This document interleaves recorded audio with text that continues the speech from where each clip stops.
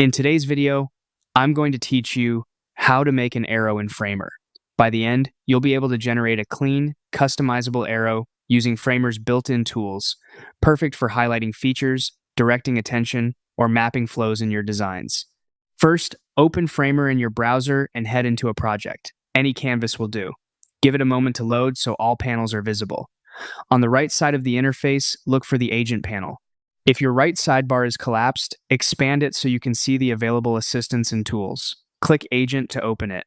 This panel is designed to help you create elements quickly without hunting through menus. Inside Agent, click Ask Framer. In the prompt box, type Make an arrow.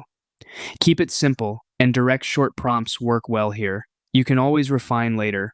When you're ready, press Enter. Framer will process the request and place an arrow element into your project. This usually appears on the canvas with sensible default properties, so you have something immediately usable. With the arrow selected, it's time to fine-tune it. In the Properties panel, adjust its size and height to match your layout. If you see width and height fields, enter exact values for precise control. If there's a ratio lock, toggle it on or off depending on whether you want to scale proportionally or stretch the arrow to a specific dimension.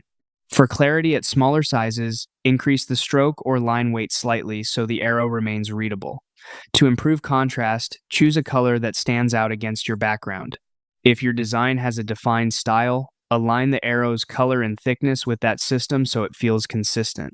You can also rotate the arrow from the Properties panel for directionality. Point it exactly where you want the viewer's eye to go. That's it. You open Framer, used Agent to ask for an arrow, hit Enter, and refine the arrow's size and height until it fit your design perfectly. Save your project, and you're ready to reuse this arrow across your pages with confidence.